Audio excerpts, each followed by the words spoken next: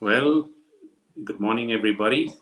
Welcome to this first edition of this program, Meet Your Qualitist, which is brought to you uh, under the auspices of the Quimpro Foundation, which is under the umbrella of Quimpro Consultants.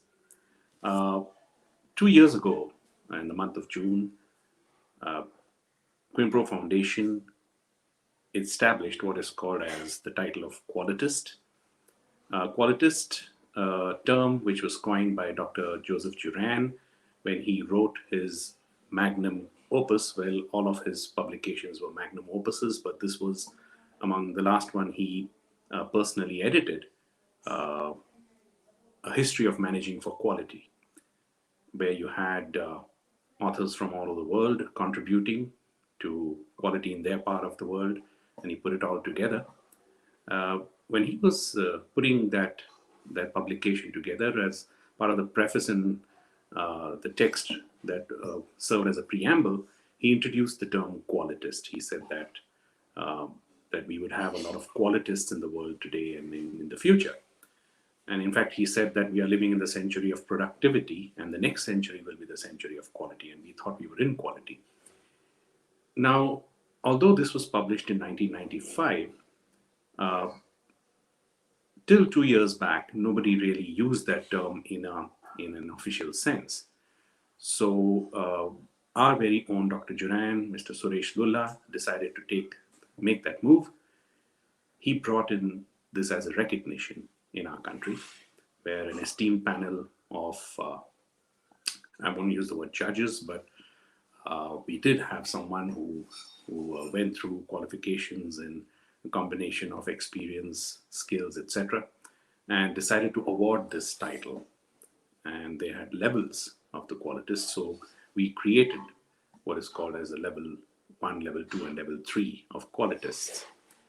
And in the first lot of qualitists that was selected in the country was the name of Dr. Parag, Rindani.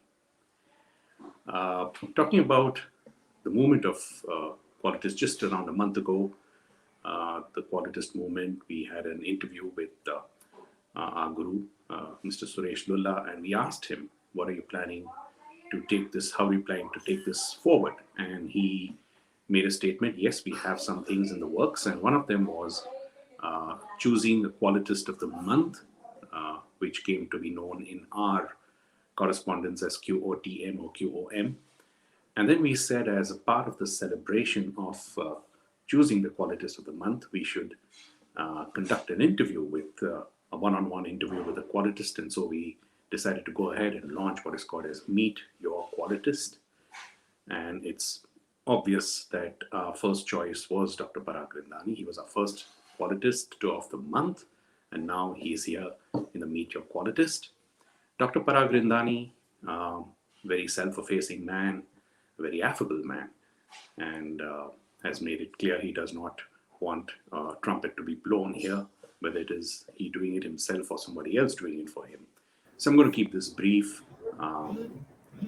He started his career at Workheart Hospitals as a consulting microbiologist, and barring a year of flirtation with the Sterling Hospitals, he's been with Workheart Hospitals, and today he holds the position of Vice President and Regional Head at Workheart Hospitals. So our esteemed guest, please welcome Dr. Parag Rindani. We'll also be joined by my co-host, who was a part of Quimpro for the longest time, and today he's on his own, Mr. Anshuman Tiwari.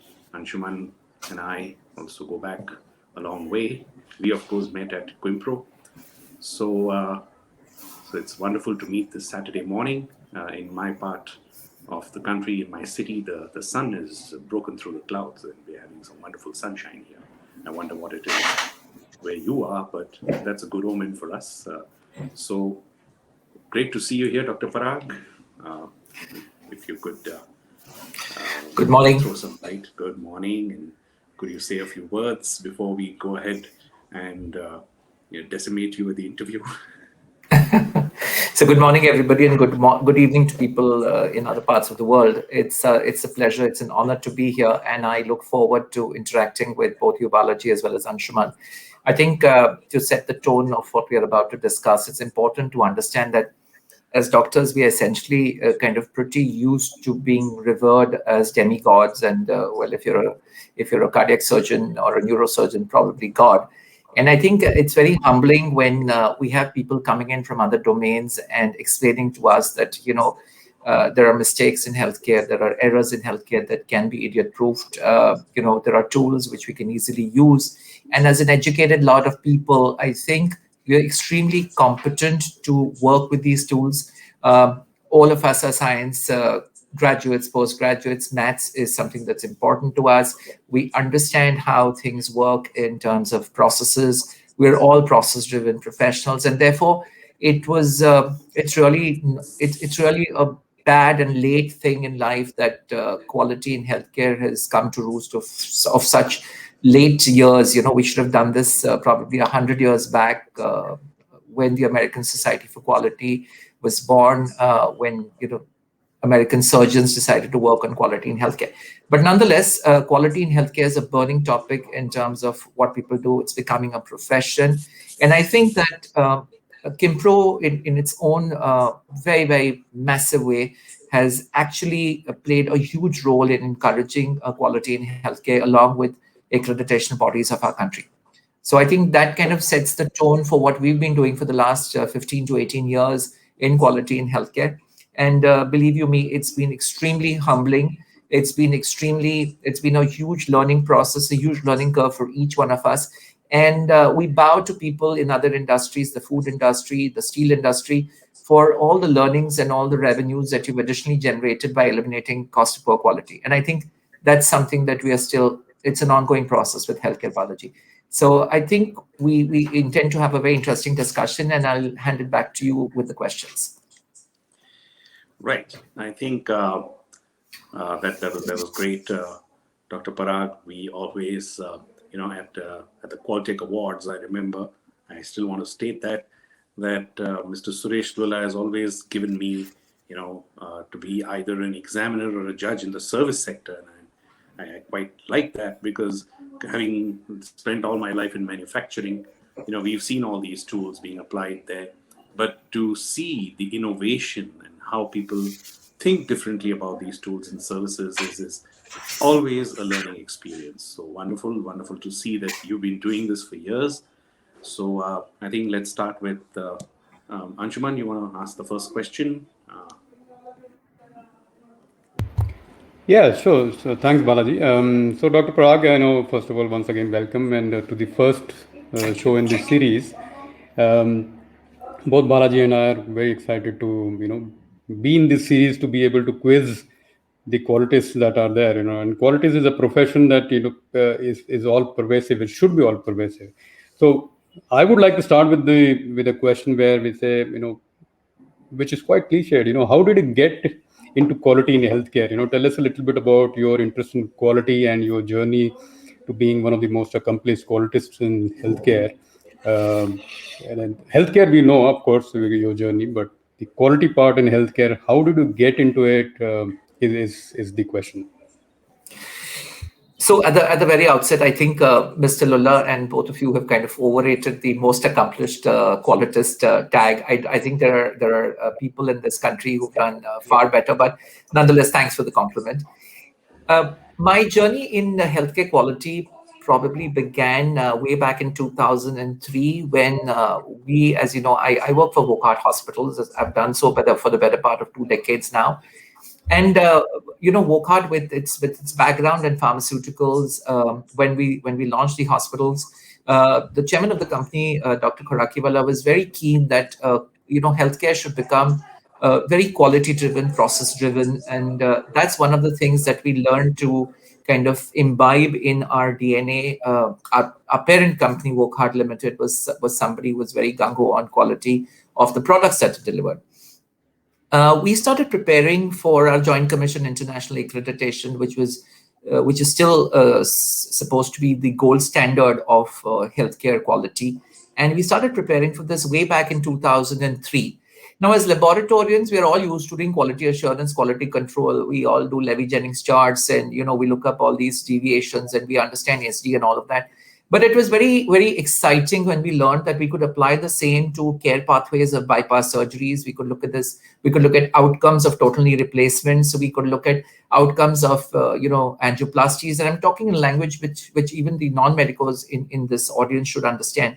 So when we realized that and we understood that we should be able to comfortably apply the Donabedian model of structure, process, outcome, and review within healthcare, we all got excited and we started preparing for our Joint Commission International. I think we at Wokhart were privileged and we learned from one of Dr. Suresh Lulla's early students in healthcare, Dr. Lloyd Nazareth, who is currently located in Bangalore and doing a lot of philanthropic work for Bangalore to combat the pandemic. Dr. Lloyd Nazareth was a driver of quality. He was very passionate, having trained with Mr. Lulla. So I think what should I say? The genetic flow is very clear, from the gurus of healthcare to where we are. The grandfatherly equation, so to speak, through Dr. Lloyd is something that we all imbibed. We understood that there are the backbone of anything related to quality is going to be process. We started working on our process. We also learned that you just can't have something called quality improvement. You've got to focus on the process. And essentially what we're all doing is process improvement. We're also looking at product improvement. And as we went through the Joint Commission International accreditation standards, we kind of broke up the pizza into very, very minute pieces. Everybody got involved. We also then subsequently got training from Harvard for quality in healthcare way back in 2003. And just to kind of put a sort of a timeline in place, we launched national accreditation in our country in 2005, which is exactly when we already finished our accreditation cycle. Wokhart was the first of hospital, first of 2, 3, or the second. So Apollo in the press got it by about a month before us. We got it about thereabouts in August or so. So I think that was the primary introduction to quality. And then we kind of got hungry. We sort of, our appetite got whetted out, and we did a quality improvement project, which was the first with nursing, infection control. As you know, I was a microbiologist. And we did our first quality improvement project on reduction of ventilator-associated pneumonias, which is a healthcare-associated infection, which is something that we give to our patients as an unwanted gift. And we realized that just by putting things in place, putting processes in place, we were actually able to improve outcomes. This is something which I teach now. I'm passionate about it because we were actually able to improve clinical outcomes. It's not just the turnaround times and the patient satisfaction. We were able to actually improve a patient's life, and which goes very well with today's tagline of Wokhart, which is life wins. We learned the importance of teamwork, and that's something which led us on to do more and more quality improvement projects. At some stage, we started talking with Qualitists across the board. We got the Healthcare Management Award in Asia for this quality improvement project. And I guess that's the introduction. No formal course, no qualification to speak of, but on-the-job learning, and something that we are happy to say that you need to have a mentor like Dr. Lloyd, who was himself mentored by Mr. Lulla. Sure. So it's been fun. It's been fun, Anshuman. I think quality is a good journey.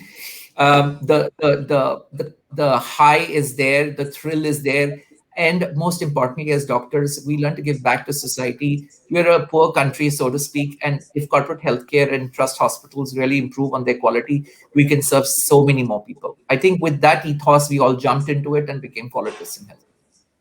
And we are also grateful for that because, obviously quality, healthcare, I often say that healthcare, education, and agriculture are the three fields that we owe debt to. And, quality from any point of view is that, anything that can be bettered is quality. We would, the whole mantra is to kind of be better tomorrow, better today than yesterday, that kind of stuff. And in certainly in healthcare, that is even more applicable. And we are, of course, in a phase of our lives that we are seeing that need every day. So before Balaji comes in with the next question, I just had a reminder for the audience that questions are open. So if you are on LinkedIn, you can post your questions live. We will take it towards the end of this row, but do let your questions come in. I will be curating them. And if you are watching this on YouTube or Twitter, there as well, you can post your questions. Balaji, over to you. Yeah, that was wonderful, Parag, to hear about your initiation into this world.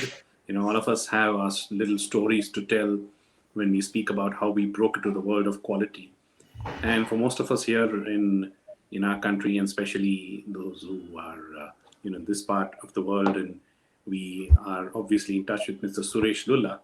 So my next question to you actually twofold. Uh, One is, of course, how did you get to meet him personally? You just said that Dr. Lloyd was there, and he was guiding you through your accreditation, and of course teaching you quality in general. But Mr. Suresh Lulla won, and the next question is something I've been wanting to ask you personally, Dr. Parag. Right?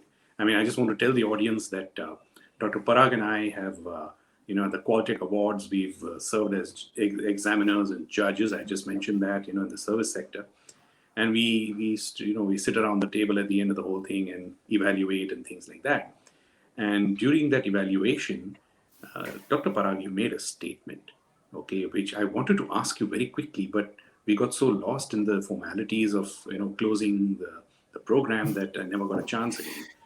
You made a statement saying something like that, and you were one of the head judges, if I remember, and you said, "I'm not a qualitist like you people." And I said, "Why did he just say that? He's a qualitist to the core."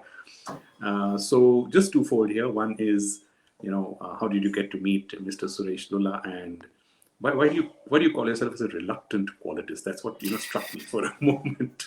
So I think okay. So I'll answer both parts of the question, Balaji. I think we met Mr. Lulla for the first time in the hospital when we were working out a national project. I think Dr. Girdhar Gyani, who is the pioneer of accreditation in healthcare, who was Secretary General of Quality Council of India, had visited us, and we were in a meeting to discuss how can we take quality further. And in 2009, 2000 and early 2010, we kind of decided, it was decided by Dr. Gyani, not by us, of course, that we need to launch something called where we can demonstrate to people that quality in healthcare is also something that can be worked on. You can apply principles, tools of quality. You can apply all the mechanisms that we talk about, the Kaizen, this, that, everything can be applied to healthcare quality with an end game of improving outcomes. And at some stage, obviously, quality becoming a profit center rather than a cost center. And that's something which we worked out, and it was called the National Demonstration Project 1. It was sponsored by the Quality Council of India under the banner of the National Board for Quality Promotion. 10 hospitals were chosen across the country. And that was the kind of the first time that I heard Mr. Lulla speaking. Thankfully, over the last decade, I've had the privilege of hearing him speak.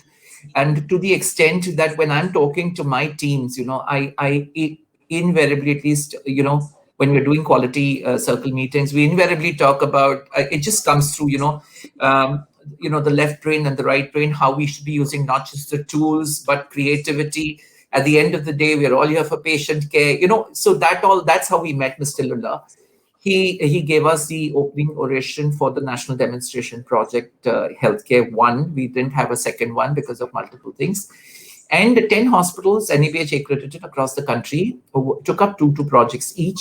And the journey was supported by the team of Kimpro, who was there with us. They used to visit our locations every 15 days. And please understand, this is North, East, West, South, all locations across the country. What was very important is that that's when we, so to speak, became the unusual/reluctant qualitist. Because for me, a qualitist is a very haloed kind of a designation. It's somebody who is able to generate money out of cost of poor quality.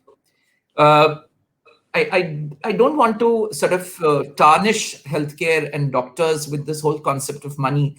But if you're in a trust hospital and you're saving money, you are able to help more people. If you're in a corporate hospital, you're able to buy better equipment. You're able to have more nurses, more doctors. And at the end of the day, profit is not just the amount of money that you put into your pocket. Profit is also social profit. Profit is also, as I always talk about it, it's the triple bottom line. You're talking about people, planet, and financial profit, the third P. But for me, planet profit is also important. So with all of that, we've been talking a lot now about green quality, which we've also learned with Mr. Lulla. And I think we kind of really hit it off well, not just during this NDP, incidentally, which we got the first prize for our project on discharge process 10 years back, and it still remains a perennial problem in this country with hospitals. But I think I was elated when he invited me and said that, Parag, over the next 5-6 years, we need to set up the Kimpro Awards for healthcare and to start and build up towards that, which I'm very grateful has taken birth. We actually have double-digit numbers of projects now coming in for Kimpro Awards in healthcare, and there are some wonderful, mind-boggling projects. So I think I was invited to give what was then called the inaugural lecture on quality in healthcare by Mr. Lulla in 2011, where I essentially gave them just a case study on how to improve discharge and a clinical case study on how to reduce pneumonias in hospitalized patients.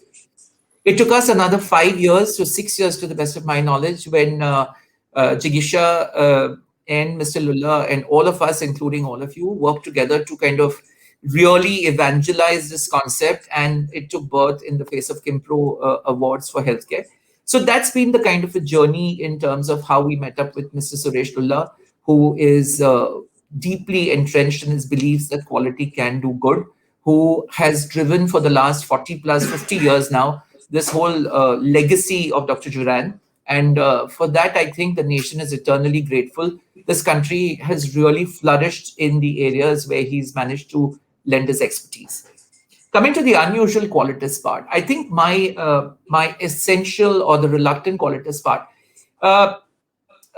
take about 2 decades back, CEO's entire roles in hospitals was to ensure that there were no unions, that billing was done properly. We didn't have so much insurance. We didn't have so many legal hassles. The Consumer Protection Act was something which was nascent and was just coming up. So CEO's role maybe 20 years back was essentially involved with ensuring that patients are treated and patients go home. 15 years back, when we started NABH, when we all worked together as a country under the tutelage of Dr. Gyani, and we launched NABH, we got this whole focus that, no, now we've got to be looking at patient safety,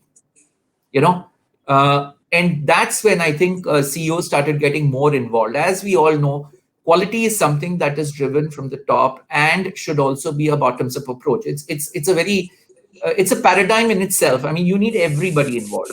I honestly believe that there is, there's an article which, and people can Google it, which says quality is not a department. In healthcare, especially, it's like the gentleman Sardarji who had to take a half day at Tata Steel to go to the dispensary because of processes, Mr. Lulla. And I think it's like that. At the end of the day, if the nurse on the floor at 2 a.m. in the morning is actually looking at the 2 unique identifiers prior to giving a medication to the patient, thereby idiot-proofing the medication administration process. And if that nurse is cognizant of the fact that if she doesn't do it, it may result in the medication error, which may result in harm to the patient, thereby upholding both the tenets of quality in healthcare especially. One is primum non nocere, do no harm. And the second one is the one that Dr. Lloyd often used to recite to all of us: what is done must be documented, what is not documented is considered not done. So when the nurse at 2 a.m. in the morning, when she doesn't have her colleague nurse who's overseeing her, when she is able to document the identification of the patient that she's done it, she's able to document and put the 10 hours of medication administration in place. I think that's when CEOs have arrived. That's when healthcare quality has arrived to stay. What is most important is that we have come to a concept of WPD. This is a very nasty concept which has been there for the last 10-15 years in some hospitals, not all. That's a concept of वो 5 दिन. Accreditation 2 दिन का होता है, 2 दिन पहले, 1 दिन बाद सब चंगा भला होता है, then nurses are transferred back, doctors are put off roles.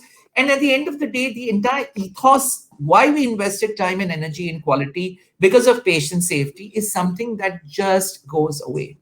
In the last 5 years, when CEOs have thrown themselves into quality, understanding that it is something that's going to benefit the organization as a whole by improving customer perception, by improving patient safety, by reducing medico legal suits against the hospital, by saving on consumables, medication, by reducing stress to their staff. And I think COVID is something that's also brought all of this in a big way. The government's clamped down on financials, payouts to the hospitals. There is this 80-20 thing, at least in Maharashtra. These are the things that has really brought, healthcare quality into focus. How does one reduce the wastage, the cost of poor quality? How does one use medication which is scarcely available in the country appropriately? How does one vaccinate more people? How does one have a lean process for vaccination? I think everything associated with COVID has put the country under strain. So to my mind, the reluctant qualitists of today is not just me. Probably I was a little more willing, thanks to Mr. Lulla and Dr. Lloyd's teachings. But I think COVID has made a lot of people focus on quality more than they ever did in the past. I think it takes a natural calamity to really wake people up. And to that end, I think processes have come out from ICMR. The country has started to take care of care pathways. There are set defined protocols. There are clinical task forces which are working on healthcare quality by defining when a medication should be given, when, guidelines have started coming in. So to that end, I think that healthcare quality has really come of age in the last 5 to 7 years. NABH tried very, very hard and it succeeded finally.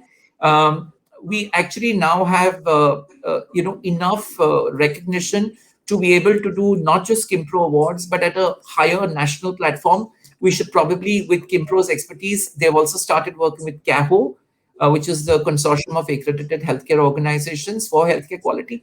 I think we've come a long way. And to that end, I think this reluctant qualitist is very, very happy, sir. That's nice to hear. Thanks, doctor. While you were explaining the healthcare process, it was quite interesting to see that if you break it down to a process, and there is a raw material, it is going to a process, and there is a customer at the end of it. Every industry is actually same. I mean, I'm not for a moment saying that medicine or healthcare is an industry, because as you said, we revere it. But if you break it down to a process, everything, there has to be a checklist for things, like you said, nurse at 2 a.m., which is similar to saying that, in the third shift, when the spindle is moving and breakages are there, who's there to actually check? Somebody has to be there, and there is a checklist of 5 things to do. Very similar to those things. So thanks for, I won't say demystify, but also bringing the parallels out that all industries can need quality and do need quality, and if at all, healthcare needs even more. So moving on, since you actually touched upon this topic a little bit, so I'll kind of move into that direction. Healthcare quality is even more in the focus over the last year or so, for reasons that everyone knows, and we're not getting to those reasons because everybody else is speaking about all that. So how is India placed among global peers in healthcare quality? Not necessarily in the last 1 year, but in general, how is India placed among the global peers? I won't say similar nations, but globally large countries. How are we placed? So I think what's important to note is that all of us talk about it, and we all recognize the fact that India essentially is two Indias. We are two countries within one country. You've got urban India and you've got rural India. Thankfully, when Mr. Modi, our Prime Minister, was the Chief Minister of Gujarat, he recognized that and even took healthcare quality to the primary healthcare center. But that's where it's kind of stagnated and really not caught on. And that's something which the National Rural Health Mission is doing. So to first talk about where we are in terms of rural healthcare quality, I think we have a long way to come. The cadres need training. We need to do a lot more work. electricity availability becomes an issue. So storage of medications, things that we normally talk about in healthcare quality, a lot of this becomes a problem.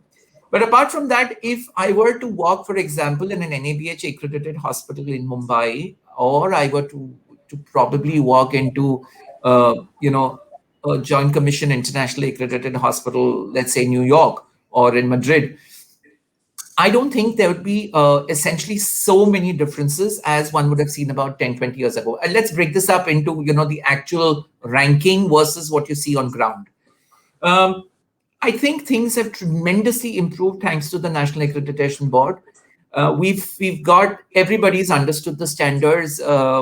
People are still interpreting it differently, but we are now into our fifth and sixth editions as we speak. So we've evolved. We've demystified quality for everybody. We've started monitoring quality. About 15 years back, we always used to look at American and British and European data. Today, we have Indian data. We have Indian outcomes. There are Indian repositories of data. So benchmarking against Indian data is something that's come of age. Take, for example, the COVID outcomes that we're talking about. It's published city-wise. I know for a fact because we have one of the lowest mortality rates in my own hospital. And that's why I know that we're able to benchmark. Earlier, it was all like, kaise batayenge, kya karenge, who's going to share their data? Because everybody was like, why should I give you my infection rate? You're going to squeal about it and badmouth me. Today, it is that understanding is there that healthcare quality is something that helps people. The one thing that needs to probably improve is the entire, while it's already come about, is the entire focus on communication. I think generally we need to be a little bit more open in our communication to patients. We're still not, we still don't really speak about errors in healthcare, iatrogenic issues, healthcare associated infections as openly as foreign countries do. There it's the law. I think Indian healthcare has become far more safer than it was, but we still have a long way to go. I mean, I one thing that comes to my mind is this is something that happened many years ago in a hospital. I will not name the hospital, but as you know, a bulk of our staff nurses across India come from 2 or 3 places. We have a lot of staff nurses that come from Manipur. We have a lot of staff nurses, obviously, that come from Kerala. And, they're respected the world over. They hold positions of power in many hospitals in the West, in the Gulf, in India. And essentially, as a profession, I think that has also evolved. But one thing that I can't help smiling and laughing over is how the communication gap, because as you know, our brethren in the South are a little averse to learning the national language, and that sometimes becomes an issue. So in a hospital in Gujarat, I'll say it, So in a hospital in Gujarat many years ago, we had the staff nurse who had to give an injection to a patient, and he was lying on his back, and she essentially wanted him to turn. And she had to turn on the side, and she would, remove his PJs and sort of give him the shot in the butt. Now, this lady had been told that whenever you have a verb in Hindi, you just say, uske aage jao laga do, to matlab the person will do it.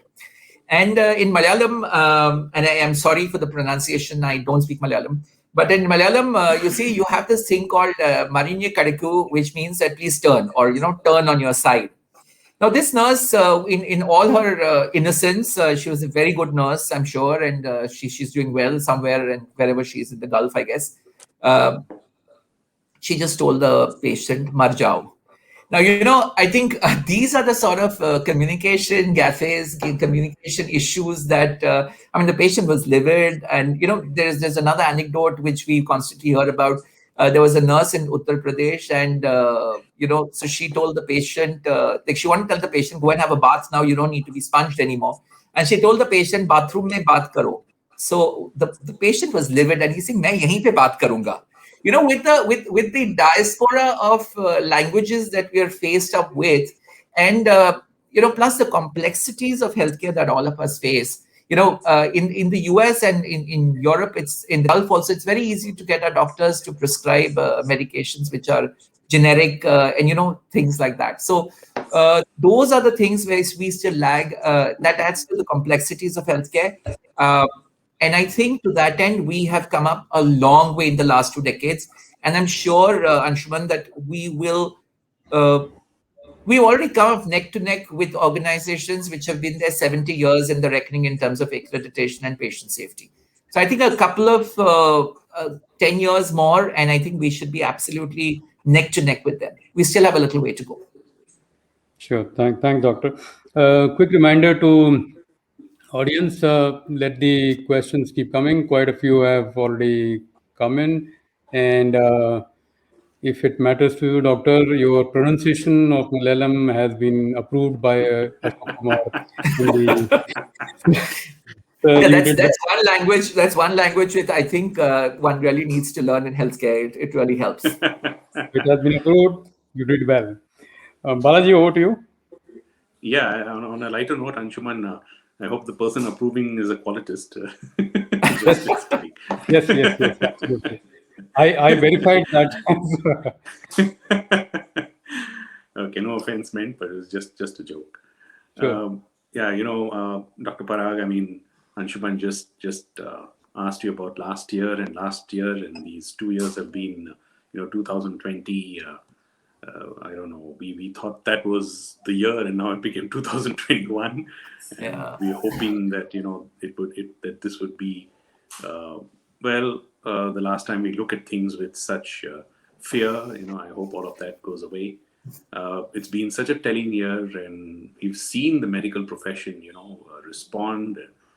They were, of course, doing their job, but for the common man to see bravely, the medical profession go in, and so the word our COVID warriors, and all kinds of terms. In fact, our Prime Minister, not once but twice, had gestures, that why don't you,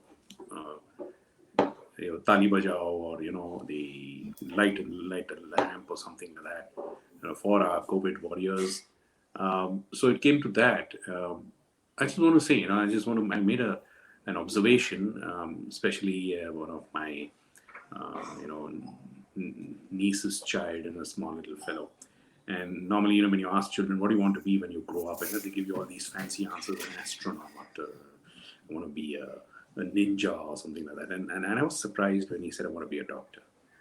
So I asked him why. Now, this is a 4-year-old kid talking, and I asked him why, and he said, this virus, only the doctors are fighting. And then that was telling. I got goosebumps. In fact, I'm getting goosebumps even now. So I just want to ask you this question. For now, this is going to be finally, medical profession is gaining this. It's a wrong word to use, but glamour. Can I use that term? Very different, in a different way, not in a wrong sense, and Sure. getting its due in that sense. So people are going to be getting into this profession. I can see that, and hope the trends continue. We do need doctors. But what would be your words of advice to someone who wants to make healthcare quality as a profession? Healthcare, of course, they have their reasons now, so you don't have to work hard at that. They're going to be there. But healthcare quality. So what would be your the initiation? Would it be the way you did it, or would you do things a little differently and help others? Okay. Go on this path. Yeah. So one thing that needs to happen in our country is that healthcare quality needs to come in as a subject at MBBS as well as at BSc nursing level, physiotherapy, and so on and so forth, so that everybody has at least a little grain of healthcare quality or quality management or reporting in them. Reason being that at the end of the day, the position of healthcare qualitist is a very lone child kind of a position. It requires constant motivation, and therefore it's important that everybody else also gets a little DNA rubbed off onto them. That notwithstanding, two important requirements are something that I would definitely insist that people work on. One is ingrained, the other one can be worked on and can be definitely learned. I think very important, many people just deep dive into healthcare quality on passing their masters in healthcare administration or their MBBS degrees and so on and so forth. I don't think you can really improve things or work on things without knowing how the process works. imagine if you were that you go and try to work on a steel plant on reducing COPQ and improving the product without understanding, what are the issues associated with temperatures and alloys and metals and dyes and casts. Doesn't work. I think first and most important, people need to get domain knowledge. People need to understand how processes work, how that process is the unit, as I always say. When we talk medicine, for us, the unit of the heart is a cardiomyocyte. It's a heart cell. The unit of the kidney is a nephron, which is the kidney cell. And therefore, one must understand that for quality, it is process. Till you don't understand healthcare processes specific to that hospital, probably, till you don't understand the overall architecture of how people in healthcare function, I don't think you should just say, I'm going to become a healthcare quality department ka so-and-so, AGM, DGM, jo bhi ho. Very important that you understand healthcare quality. Therefore, you understand first healthcare and you understand quality. Then you try to marry the two. We were lucky to have somebody who welded these two together. They made us understand the process first कि healthcare में करना क्या क्या होता है. उसके बाद हम जाके healthcare quality monitor करने लगे, फिर improve करने लगे. That is one very, very essential tenet of anybody aspiring to become a healthcare quality, understanding each and every process. Understanding that in CSSG, how things get cleansed before they get packed, before being ticked off against a checklist. What are the indicators that are to be used? Understanding what are the correct processes that a nurse should follow. Understand what are the medico-legal laws and regulations affecting a hospital. Understanding what is a fire hazard, understanding hazardous material. You need to really understand everything. Then you try and improve the process. And I think the second thing can be probably worded out in multiple words: tenacity, perseverance, passion, diligence. In Bambaya, we also call it Kida. You really need to have a little bit of, the getting it, as my other mentor, Dr. John Helfrich from Harvard Medical International used to say. He always used to tell me, Parag, you and the VOCA team always gets it. You need to get it. If you don't understand what is the healthcare process, you're not going to be able to improve it. Because, any qualitist who's going to work in healthcare, like any other domain, is going to be up against change management, is going to be up against knowledge management issues. There are going to be constraints of financial things happening. So these are the two things. And I think it's important to spend a few years in healthcare before you decide to become a qualitist. Qualitist is a thankless job in many ways. Yeah, but you can really, really get a lot of things done because you are improving so many things together. So to that end, I would say passion and healthcare knowledge. These are the two things that should drive anybody as they take up healthcare qualitist as a this thing. What would I have done differently? I guess I should have met Mr. Lulla about a decade earlier and probably started working with all of you all, and probably have done a 2-year sabbatical in industry so that I could have learned things that currently today I'm still grasping at and trying to learn. That's the other thing. Healthcare quality is, or any quality journey, it's an endless journey. There is no destination. Your destination is in small milestones. You keep gathering. Many people today just put up a qualification of, I became Lean Six Sigma black belt. My question to them always is, projects kitna kiya? ROI dikhao. These are the things which we need to understand, that at the end of the day, a healthcare qualitist is one who's done projects, who's improved healthcare, who's improved processes, and at the end of the day, made patients' lives win. If your patient is not benefiting, you are not a healthcare qualitist. Over to you, Balaji. Oh, thank you so much. I mean, when you said that your mentor at Harvard Medical said that you people at work hard get it. It reminded me of one of my school teachers who used to teach us the subject of Hindi, and he often said this about poetry. Kavita. He said it cannot be taught; it should be caught. It has to be caught. You either you catch it or you don't. So wow, that was telling. And of course, you ended with two of the things that Mr. Suresh Lulla has drilled, I think, into our heads. customer.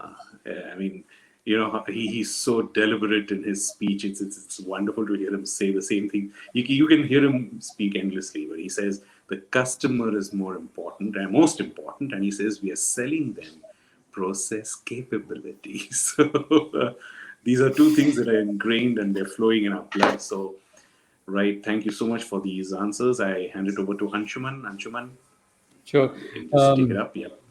Yeah, I was looking at quite a few comments that have come in. So quite a few people have heard your journey and then interest in healthcare quality, doctor. So, of course, Mr. Lula himself has posted something. I guess one Zahid Kambati, Dr. Pankaj Dhamija, Charles from, I think, looks like Africa, Tosif, quite a few comments. One question I will bring up, which is from Abhishek. He works with HSBC. What is the philosophy for cost of quality in healthcare, or I guess meant cost of poor quality in healthcare sector? How does this impact product or customer in general? I mean, in the healthcare context.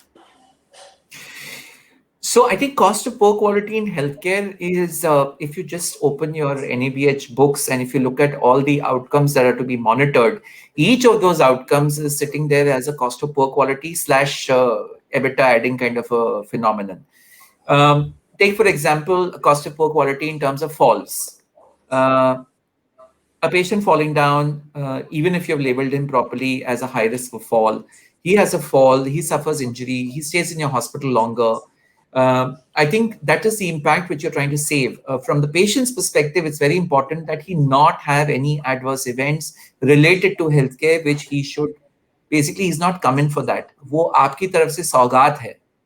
उसको आप healthcare associated infection देते हो, आप उसको fall देते हो. These are the gifts which we are giving him, which are not required. He didn't ask for that and he's not going to pay for that. So I think that's one. The second thing is, remember at the end of the day, the highest cost of poor quality is loss of life. We cannot afford to have such a high cost of poor quality. We had that probably in the beginning of the pandemic when we didn't understand what we were dealing with. It was a new disease. But once we've aged with that disease, once it's like a good wine, once you've understood what that wine is supposed to taste like, you're supposed to focus on that and improve the cost of poor quality. You're supposed to get rid of it at some stage. I think everything that contributes to cost of poor quality is any negative event, like a healthcare associated infection, a fall, a medication error. These are the things that can improve and impact the cost of overall healthcare in the country. We anyway are labeled as people who charge a lot and so on and so forth. So we can reduce a lot of this through this. So cost of poor quality as a concept is something that we borrowed from industry. What are the bad things that are preventable? What is their cost? And how do you prevent that from going and ending in your customer's bill? All that saving is called cost of poor quality.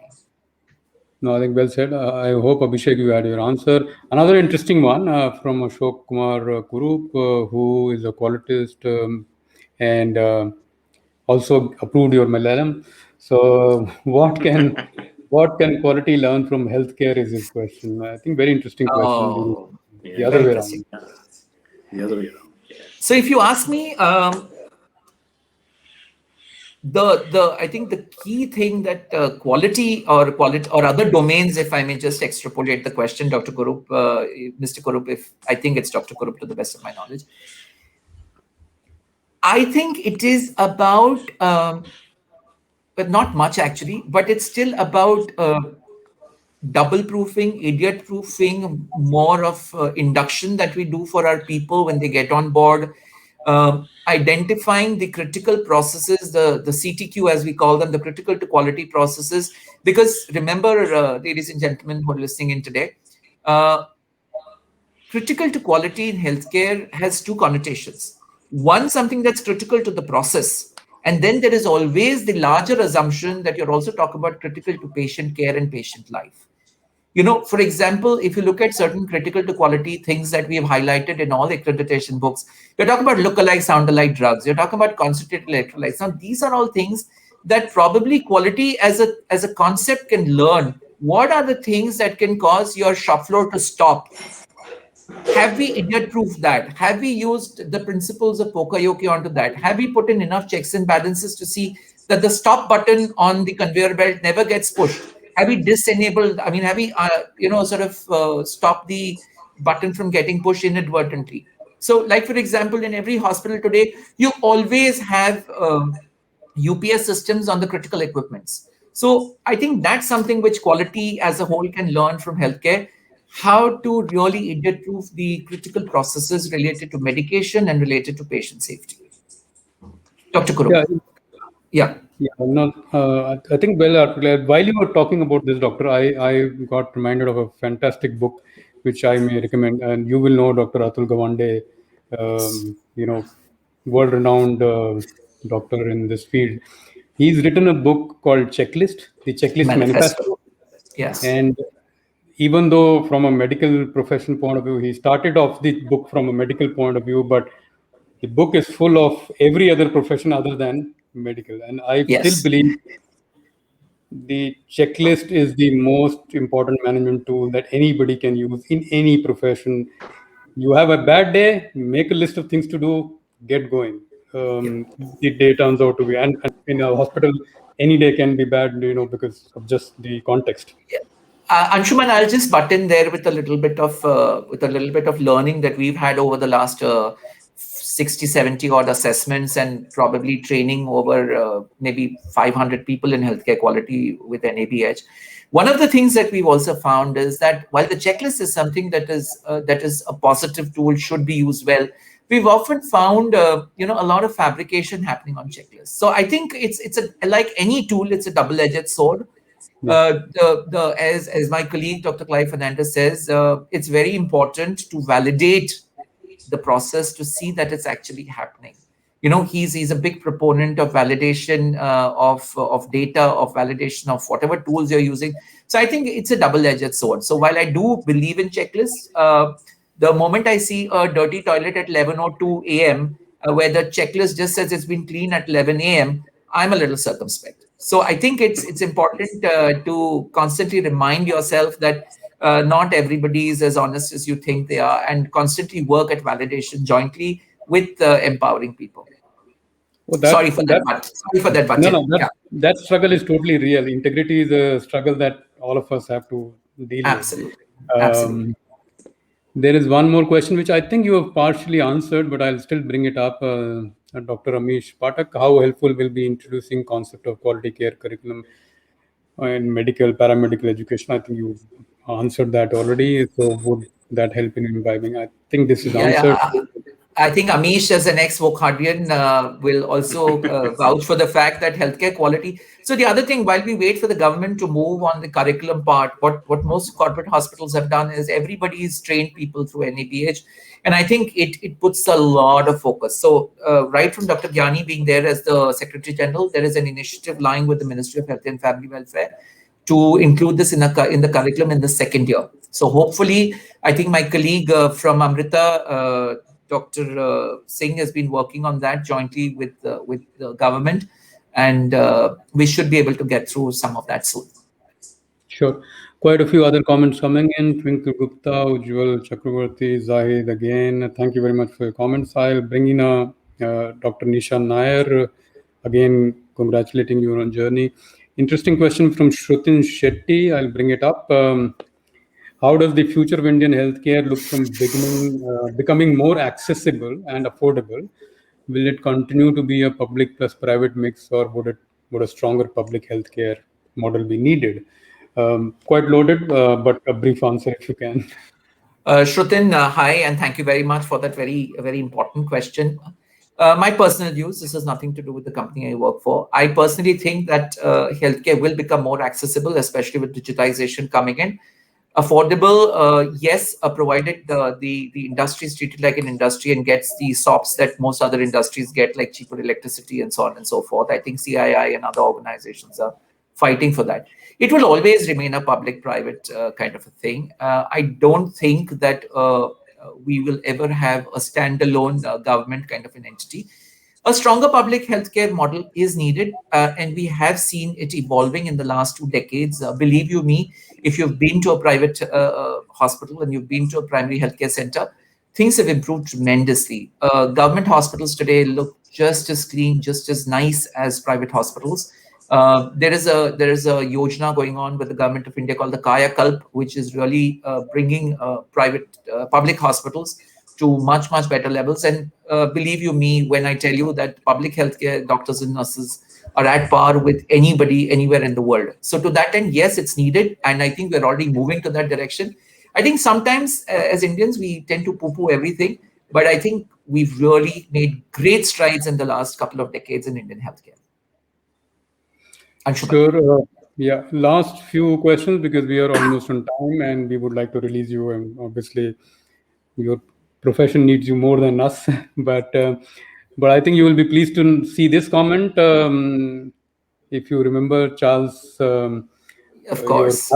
your classmate. So he's essentially saying hi. Thank you, Hi, Charles, for Charles. joining. Yeah. And Rajkumar Bansal has also asked a similar question: why is quality healthcare and affordability inversely proportional? So I think we just answered that broadly. Yes. Dr. Nishant Jaiswal has asked a few questions. I picked one from them. Why QCI or other Indian organizations develop platform to provide online internship for students who can't afford to pay internship fees? Students are struggling to get right practical knowledge. Again, I think slightly beyond the scope of this discussion, but Absolutely. But I'll nonetheless give you a cryptic answer. I think QCI, the website is there and you can definitely write. The Secretary General is a very pleasant gentleman, very work-oriented. I'm sure he'll respond to this question. And I think the second thing related to internships, to the best of my knowledge, I didn't even know that there was an internship fee. But then again, I'm kind of 2.5 decades behind you all. I did my medicine way back in 1995, so let's just not go there. I think what's very important is that QCI has other things to do. We do have the ministries working with medical education, and they're doing a stellar job. We have the NMC now, and it's really working well, So I think we'll improve definitely. Sure. I think there are still quite a few questions coming in, but I think keeping your time in mind, sir, we will call it today. The good part is that many questions are coming on LinkedIn. So whenever you do get time, I will respond, sir. Or I will, Balaji and I will try and respond. There are few questions on YouTube, which I will forward to you. Sure. It will be a pleasure to respond to each one of those queries, Anshuman. Yeah. So the good part in these kind of conversations is that they stay on the both the channels, and now today's is on Twitter as well. So it will stay, and we will appreciate that whenever you can. Some of the questions are a little bit more healthcare oriented and may need your answer than Balaji and my imposter answer. So with that, we on behalf of Kimpro Foundation and Mr. Lula and the team and both Balaji and we would like to thank you. This has been a different show for us. We had to prepare a little bit because visit to the doctor is not always pleasant, but this one was. Well, thank you very much, and I'd like just take a half a minute to just thank Mr. Suresh Lulla, Dr. Shakuntala Lulla, Jigisha, who's kind of been the pioneering spirit behind Kimpro Foundation, as well as all the Qualtech awards that we've had the privilege of working with. And of course, Anshuman and Balaji, thank you very much for such a warm and a very result-oriented discussion. I think we managed to clear up some things for people, and I hope that we've been able to do something to change the perception of the healthcare qualitists as well. Do well, and I'm sure we should be seeing and taking healthcare quality to the next level. Thank you. Yeah, and I hope we do meet again in person. Yes. For the Qualtech Awards. Yes, we're okay with Wellingkar as well. So the President Hotel did cut a little bit more ice in that sense. Anyway, that's neither here nor there. Yeah, so in the last half a minute, I'll quickly some basic announcement that the recording of the show will be on both LinkedIn as well as YouTube and Twitter on my handle. So easy to find. I will post it on Kimpro Foundation and Kimpro Consultant handles as well. And snippets of this will also be available. Those who are audiophiles or want to listen only to our audio, though I think Dr. Rindani's smiling face was enough incentive for you to see video. But if you do enjoy audio, it will also be available as a podcast later this week. So with that, thank you very much. And we will end the show now. Thanks a lot. Bye-bye. Thank you. Thank you.